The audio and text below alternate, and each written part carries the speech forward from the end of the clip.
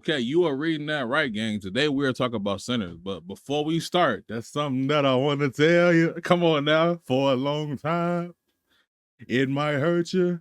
Hope you don't lose your mind. See, I was just a boy, by 8 years old. What'd he do? He threw me a Bible on the Mississippi Road. What'd he say? See, I love you, Papa. You did all you could. They say the truth hurts, so I lied to you. Yes, I lied to you. I love the blues. Come on now. Fuck is they talking about, fuck? I'm not going back. It took me a decent little minute to watch Sinners, fuck. I think I was working on my Boo Soccer video, which y'all didn't care about, unfortunately. I'm just playing. I don't care. I was working on the Boo Soccer video when this movie hype was like at its peak type shit. And that was my main priority, so I didn't even like glance at the shit. So I didn't get to it until I was done with the video. Regardless, we here now, folks, and this motherfucker was easily one of the best films that I've seen in a very long time. This movie scratches an itch and I didn't really know I had for real. As a stern like advocate for black people and being a music nigga, this movie was like perfect for me. Like not perfect, but perfect for me. Like it's like compatibility wise.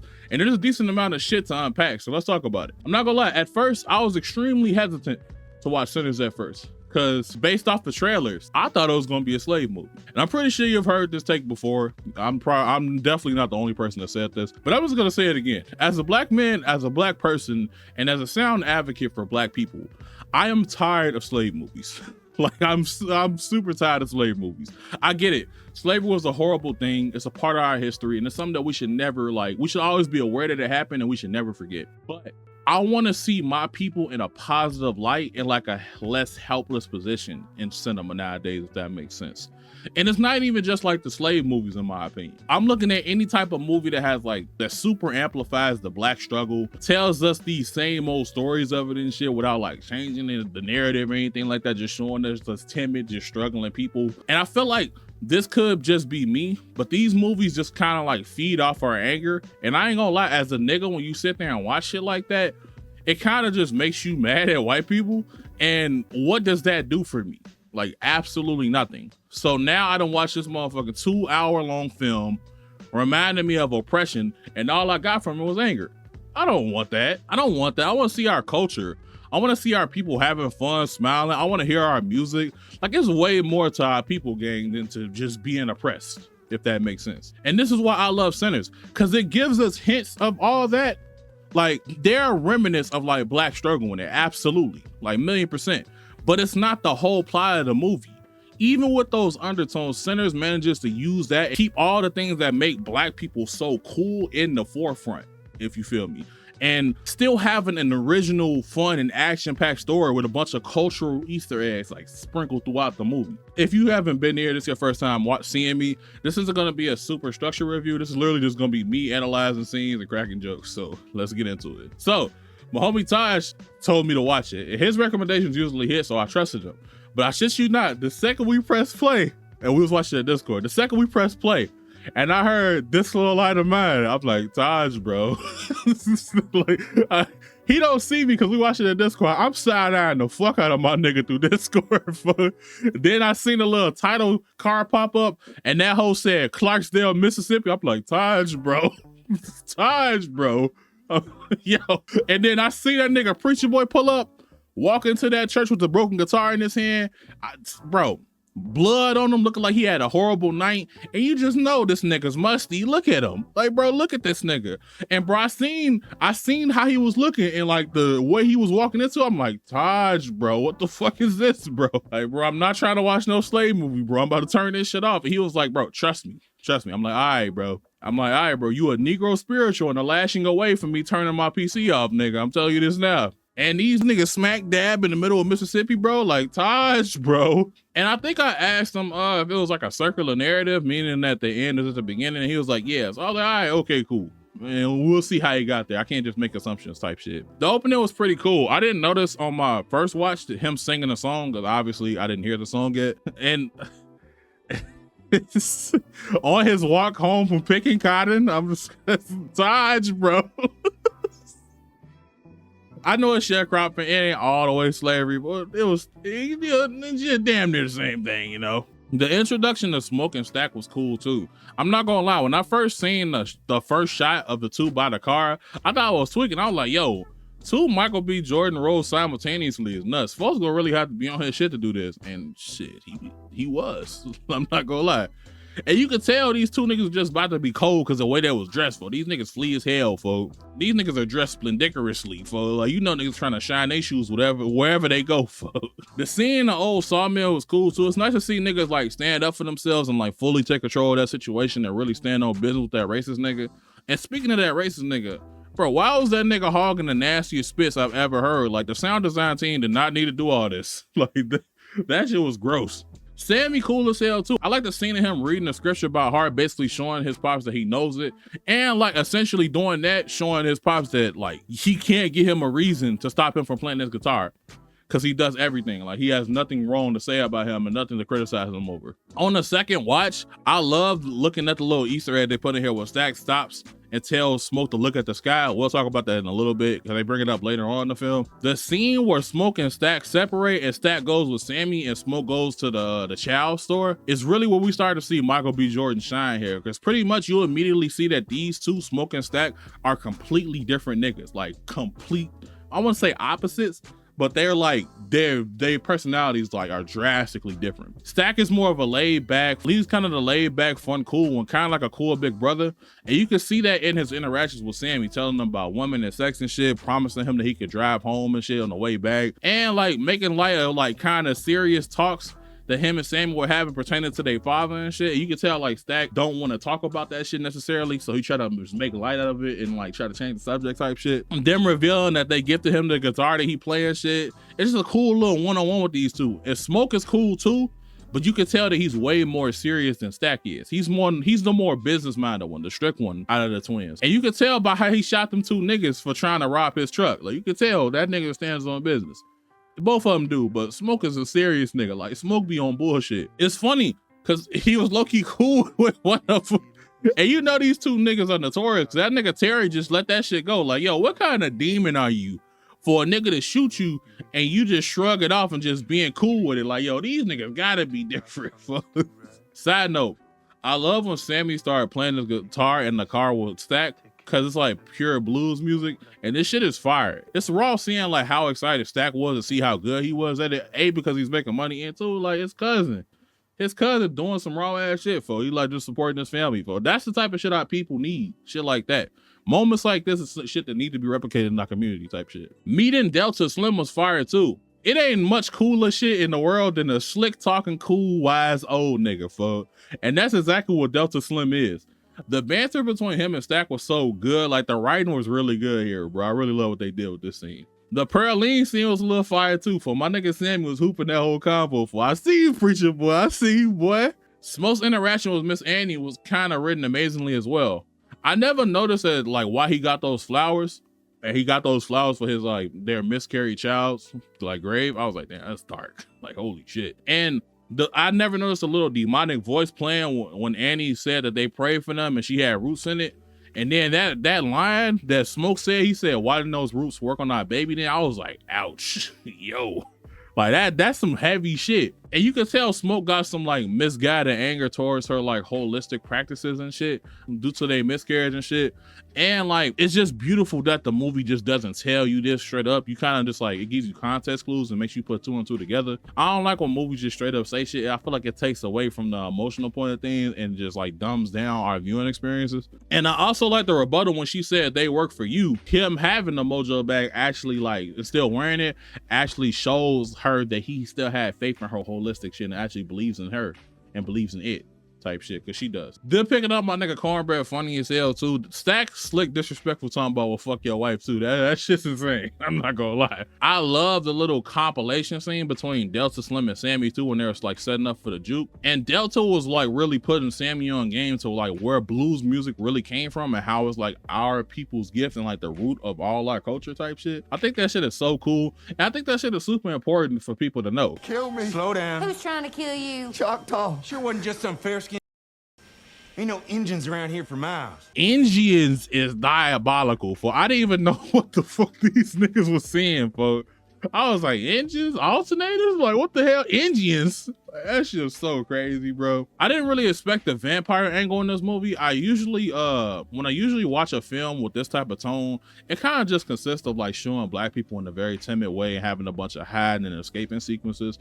But this is a pleasant surprise that they took more of a culturally appropriate action thriller kind of angle. I think this is why this movie did so well, in my opinion. I think it's just because this movie is different from the movies that share this tone, if that makes sense. The actual juke itself was the fire sequence. Like that shit was amazing. This sequence is what I want out of black movies. Our culture, our gatherings, us just having a good time, you feel me? And I think the juke sequence itself, like when they're all partying and having a good time, puts our music and our culture at the forefront. And that's what I be wanting out of black film. And that's why I respect Ryan Coogler so much for how he did this. But now we gotta talk about my favorite scene in damn near the whole movie. You know exactly what I'm about to talk about. So let me hit this bitch again for the one time, bro. Something I've been wanting to tell you for a long time. It might hurt you. Hope you don't lose your mind. See, I was just a boy, about 8 years old. You threw me a Bible on that Mississippi road. See, I love you, Papa. Did all you could. They say the truth hurts, so I lied to you. Yes, I lied to you. I love you.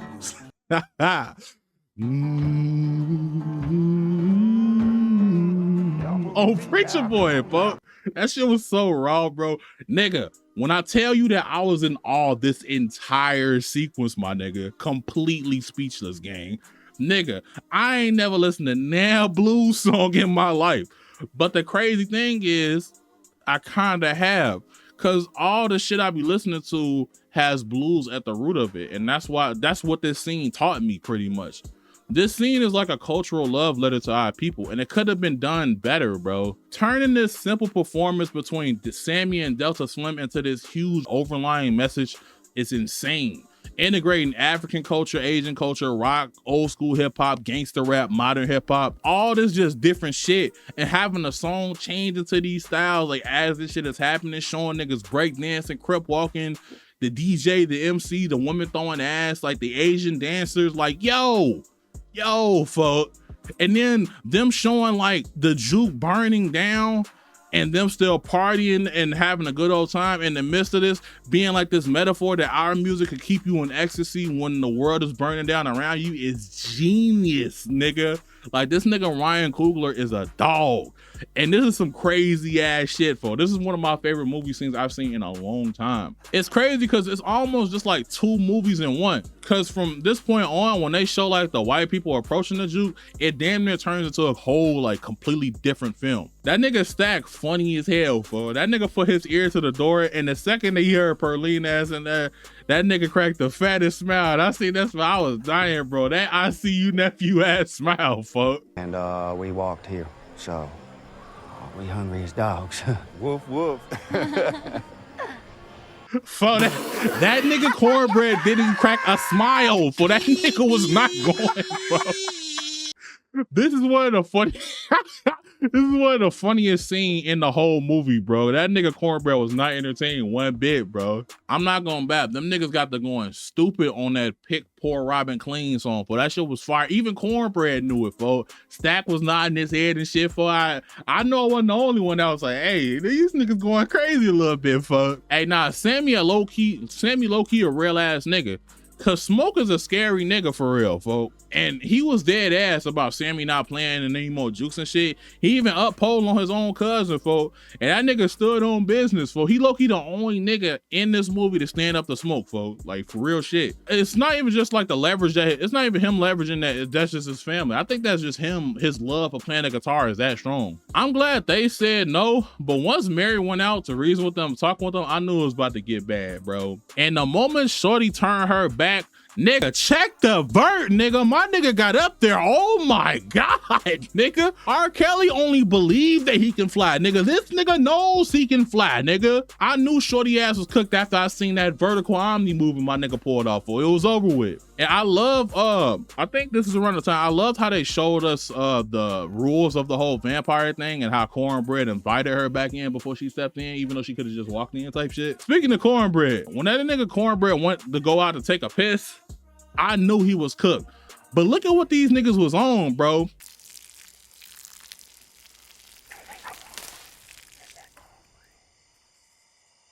You can hear this nigga stopping his piss so he can listen out for this shit, bro.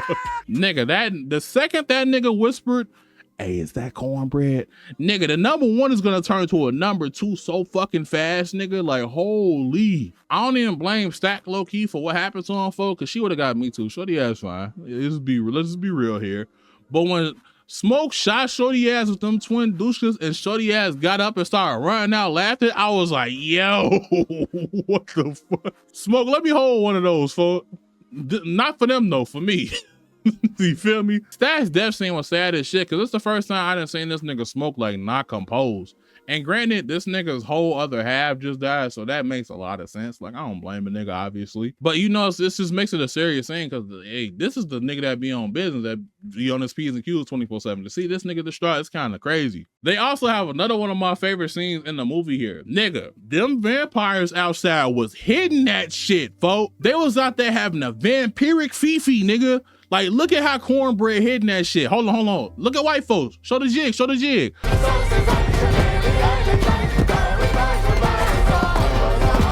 Look at the jig, twin. He's going ballistic, my niggas.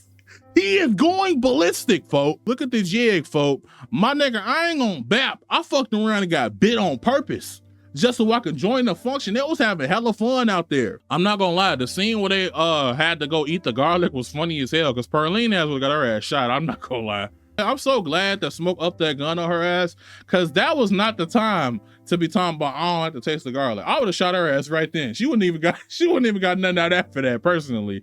And I would have shot Grace ass too. I'm not gonna bap because ain't no way she gonna fight them niggas in. Them niggas got numbers like that, bro. What the fuck is wrong with you, bro? That little fight between them and the vampires was hard. And he getting bit was sad as hell. And of course, like, they had Stack to be the one to buy her out of all of them, bro. And big shout out to Delta Slim, bro. Lived a real nigga and died a real nigga too, bro. Delta Slim was one of my favorite characters in this whole movie. Nah, I ain't gonna lie. When white folks grabbed Sammy, he started reciting the Father's Prayer, and that nigga started reciting it too. It just reminded me, it maybe just be the anime nigga in me, but it just reminded me of Sasuke used Naruto's hand to finish the sign and do his juice. And that nigga started baptizing the nigga. I was like, yo, that's disrespectful as fuck, bro. I like the little detail with Smoke tells Sammy that Stack lied and said it was their dad's guitar, kind of furthering that narrative that Stack doesn't really want to have those difficult conversations, and that's why he be playing it off and lying or cracking jokes to make light of shit, like, which is a really cool like detail that I don't think a lot of people noticed. I was not expecting that racist ass nigga to pull up to that sawmill again, bro. And I'm so glad that nigga Smoke laid rest to all of them bitch ass niggas, folk. Smoke them niggas, folk. That shit was so fire. That nigga was fine shit down on, bro. And this was raw as hell because it was happening in parallel to Sammy like being in his father's sermon. I think that was just really cool how they went back and forth in those two scenes. The little scene where Smoke was envisioning Annie holding their daughter and shit.